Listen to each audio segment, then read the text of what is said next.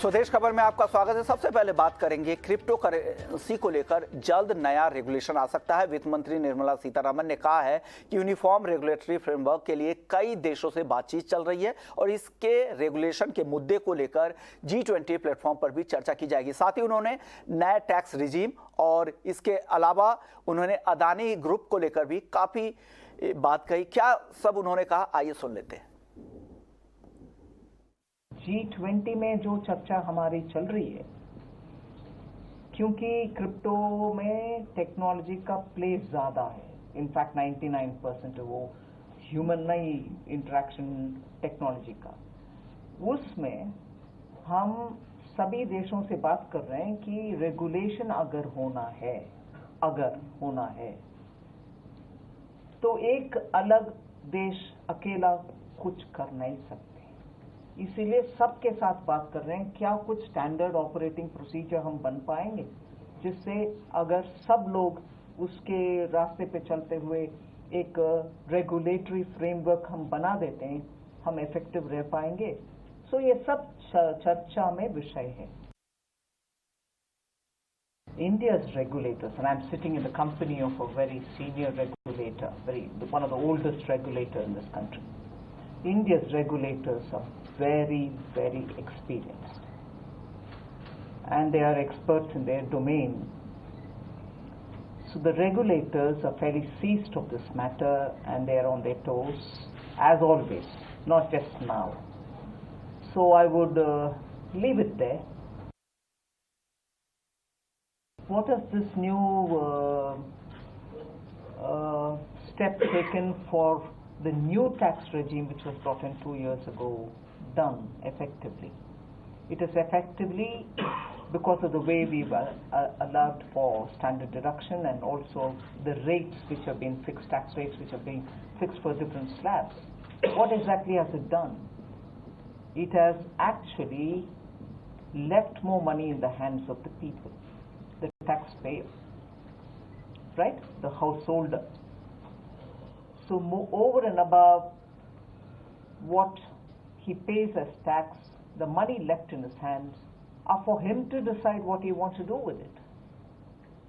Why should I underestimate the decision-making ability of a householder who takes care of his family, runs his family, takes care of future interests of the household, saying you put your money here, I'll incentivize you to do it, but you may not want to put it there because I've not given incentive.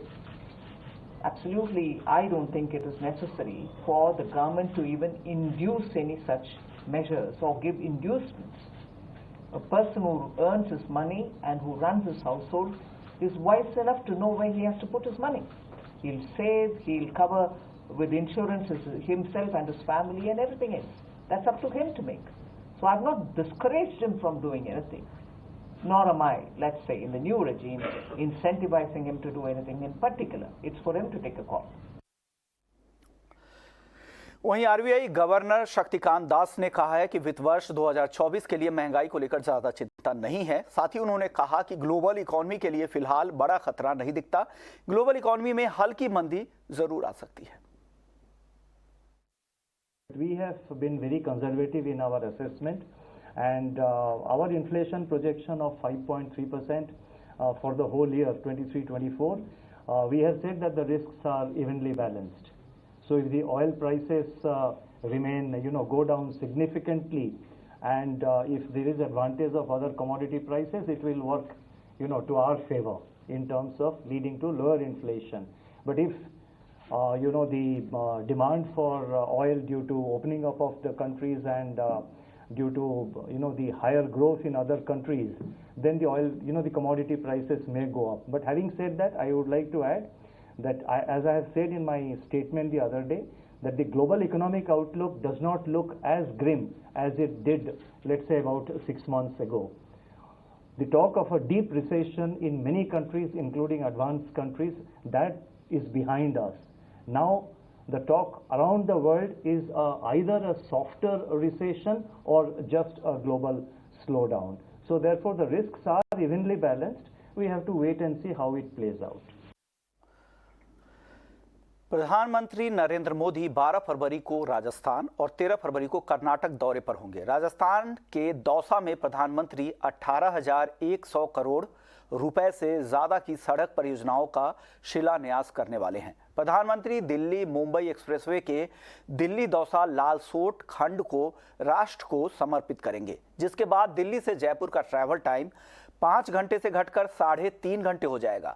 इसके अलावा PM Modi Bengaluru में arrow India 2023 के 14वें addition का उद्घाटन भी करेंगे। Arrow India 2023 स्वदेशी उपकरण और टेक्नोलॉजी को प्रदर्शित करने और विदेशी कंपनियों के साथ पार्टनरशिप करने पर फोकस करेगा। प्रधानमंत्री के मेक इन इंडिया और मेक फॉर द वर्ल्ड के विजन की दिशा में ये एक बड़ा कदम होगा।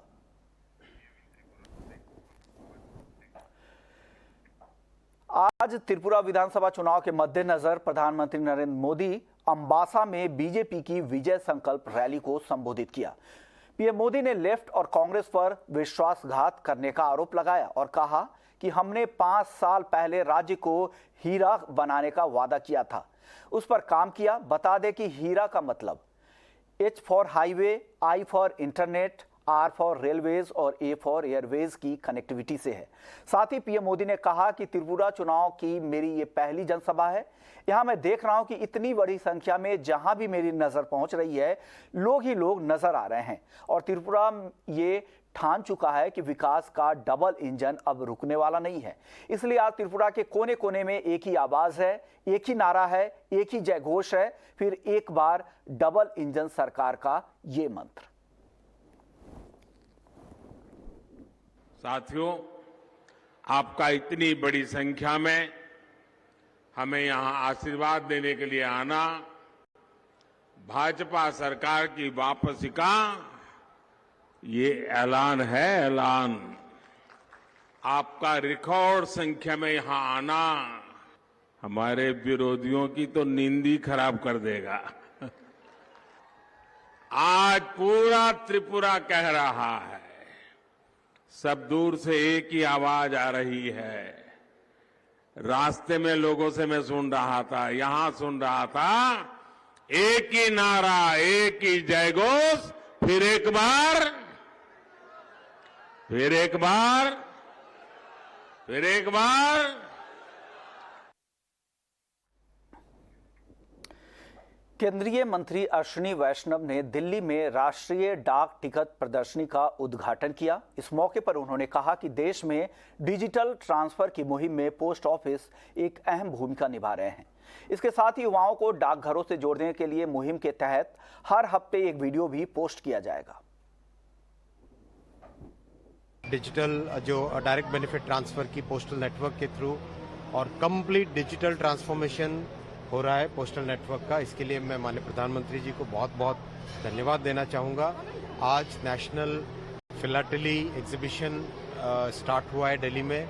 जितने भी डाक प्रेमी हैं उन सबको मैं रिक्वेस्ट करूँगा, आए देखें। और आज एक और डिसीजन लिया गया है जो कि प्रधानमंत्री जी के विजन में समाहित है हमेशा, कि हमें एक digital exhibition, digital philately exhibition start करना है, जो कि हर वीक एक नया रील्स निकलेगा, एक नया शॉट निकलेगा, जिससे कि आज के नौजवान इस बहुत ही सुंदर पोस्टल मीडियम से जुड़ सकें। बच्चों के लिए, आज के नौजवानों के लिए, आज के यूथ के लिए हमारी संस्कृति, हमारा जो पोस्टल हिस्ट्री है, पोस्टल हेरिटेज है, इसको उनके साथ कनेक्ट करने के लिए हर वीक एक नया डिजिटल फिलाटेली यानी डिजिटल स्टैम्प का एक चालू करेंगे कैंपेन, जिससे कि बच्चे जुड़े, इससे ज़्यादा से ज़्यादा नौजवान इसको देख सकें। और उधर भारत की अध्यक्षता में G20 समूह की पर्यावरण और जलवायु स्थिरता कार्य समूह की पहली बैठक आज बेंगलुरु में पॉजिटिव नोट पर खत्म हुई। पर्यावरण, वन और जलवायु परिवर्तन मंत्रालय की ओर से आयोजित इस बैठक की कमान मंत्रालय में सचिव लीना नंदन ने संभाली। वहीं बैठक में सभी G20 सदस्य देशों ने लैंड डिग्रेडेशन को रोकने, इकोसिस्टम की तेजी में बहाली लाने, बायोडायवर्सिटी को समृद्ध करने जैसे कई अहम मुद्दों पर भी चर्चा की।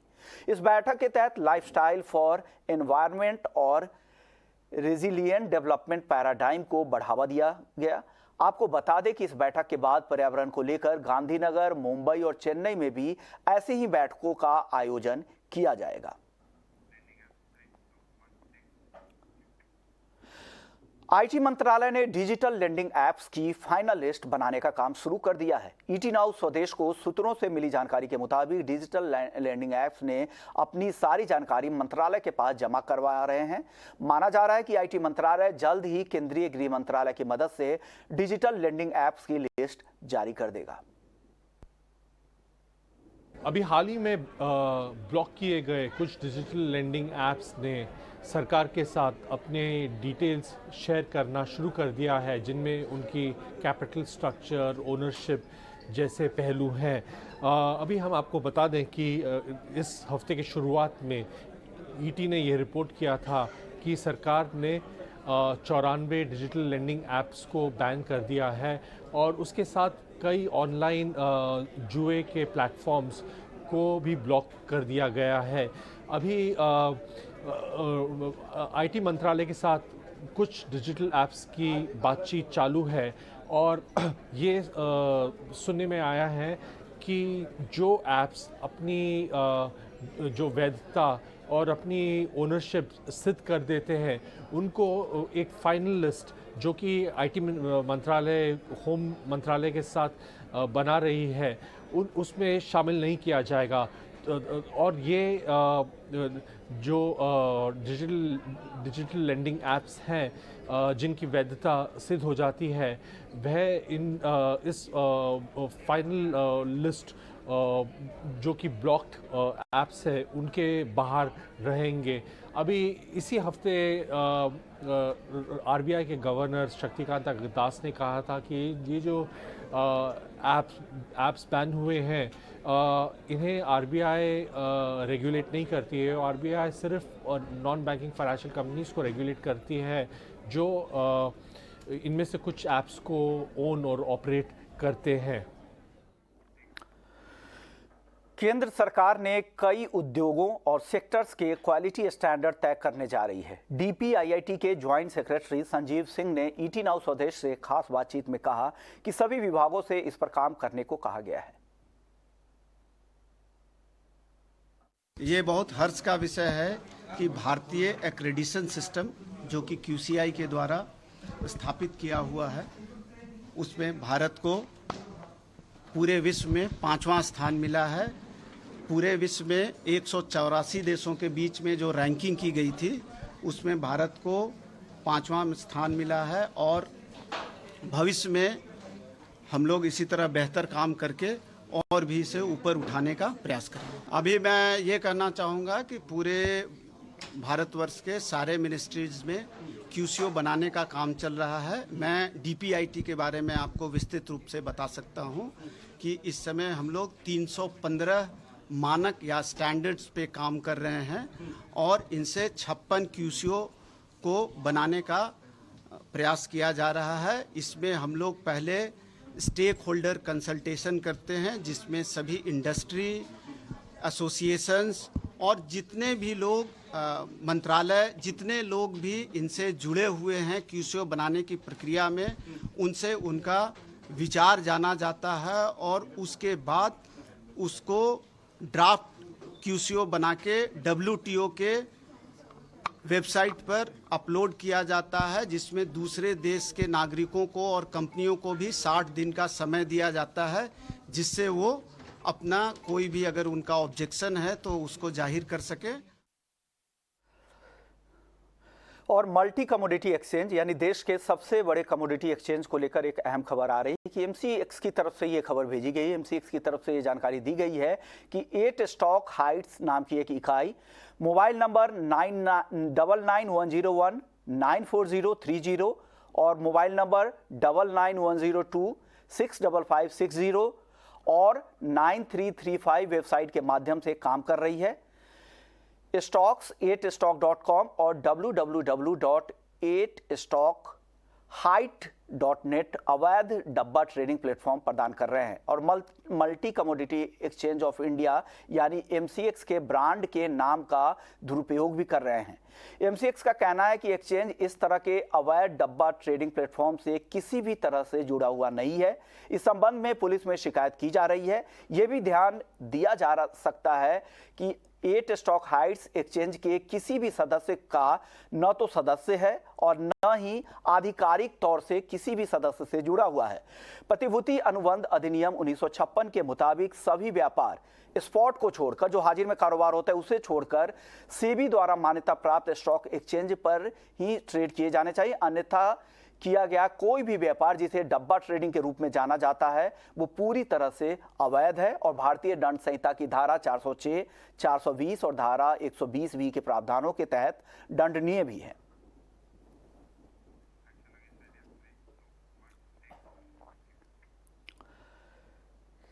एक और अहम अपडेट आपको दे दें कि नियमों के उल्लंघन के मामलों में DGCA ने एयर एशिया के खिलाफ बड़ी कार्रवाई की है। सिविल एविएशन रिक्वायरमेंट यानी CAR नियमों को उल्लंघन करने के आरोप में एयर एशिया के खिलाफ 20 लाख रुपए का जुर्माना लगाया गया है। साथ ही एयर एशिया के ट्रेनिंग हेड को भी 3 महीने के लिए निलंबित कर दिया गया है।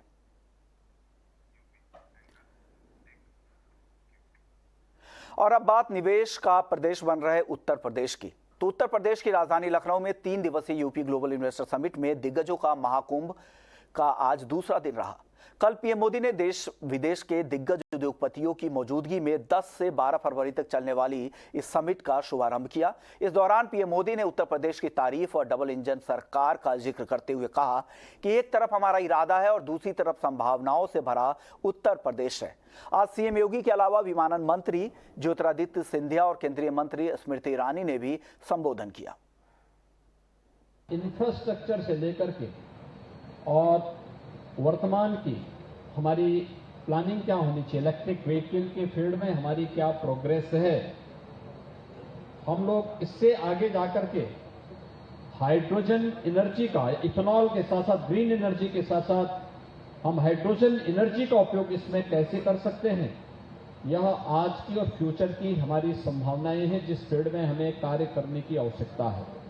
आज के दिन पे सच है कि देश के अंदर सबसे अधिक इलेक्ट्रिक व्हीकल उत्तर प्रदेश में है, लेकिन वह ज्यादातर ई रिक्शा के रूप में है और इसलिए उत्तर प्रदेश शासन ने अपनी इलेक्ट्रिक व्हीकल की पॉलिसी ला करके इस फील्ड की उन व्यापक संभावनाओं को आगे बढ़ाया है।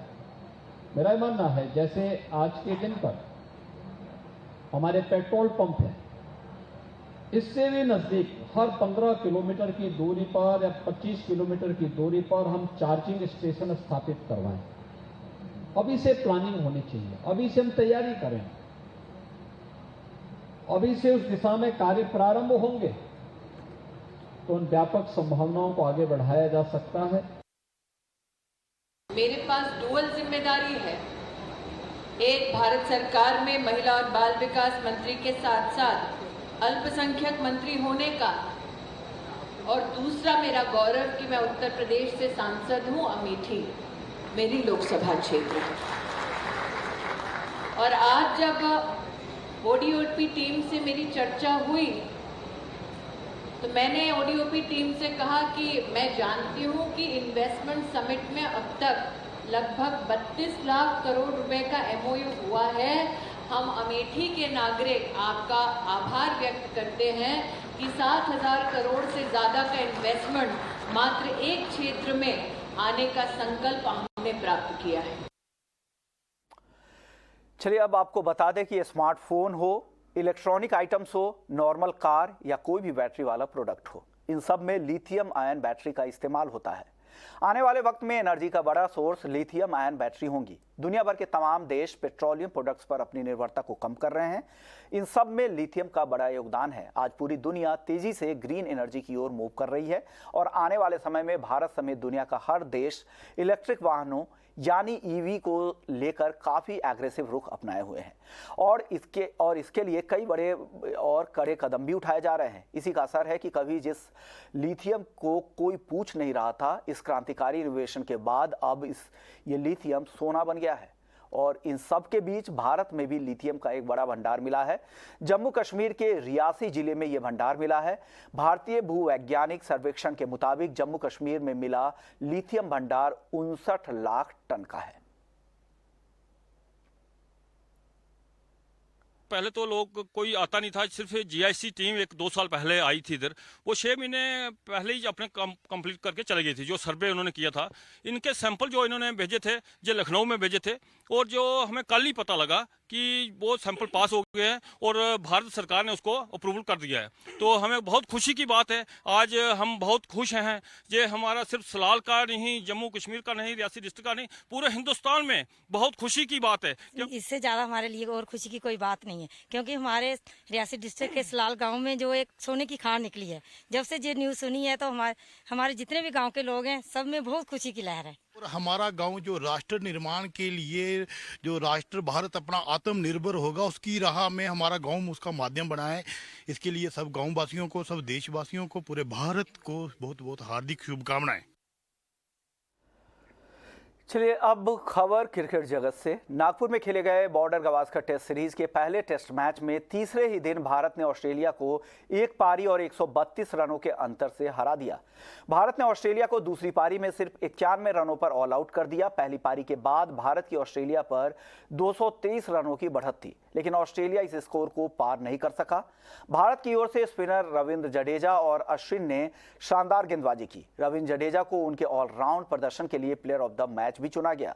जडेजा ने पहली पारी में 5 विकेट लिए और 70 रनों की पारी भी खेली। वहीं अश्विन ने दोनों पारियों में कुल 8 विकेट झटके। ऑस्ट्रेलिया के लिए दोनों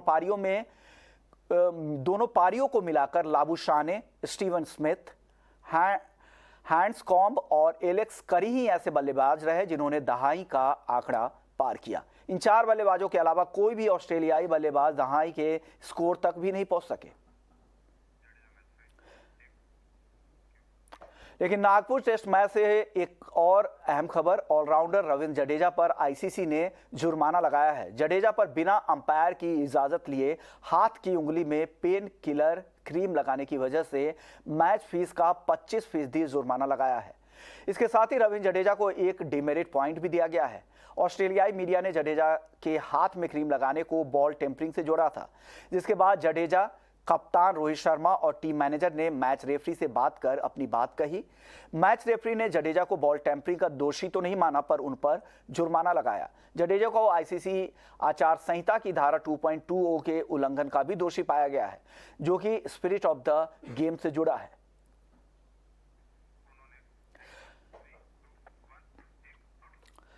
और चलते चलते खबर कूनो नेशनल पार्क से, जहां 12 और चीते जल्द आने वाले हैं। मध्य प्रदेश के कूनो नेशनल पार्क में सितंबर 2022 में नामीबिया से 8 चीते लाए गए थे। अब 18 फरवरी को दक्षिण अफ्रीका से 12 और चीते कूनो नेशनल पार्क तक पहुंच रहे हैं। आने वाले नए चीतों के लिए अलग से व्यवस्था की गई है। उन्हें सुरक्षित माहौल में रखा जाएगा। डॉक्टर्स की टीम पहले से ही कूनो में मौजूद रहेगी।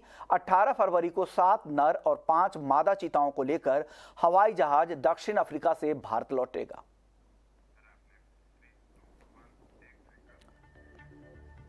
स्वदेश खबर में फिलहाल इतना ही, लेकिन आप बने रहिए बाकी खबरों के लिए स्वदेश पर। नमस्कार।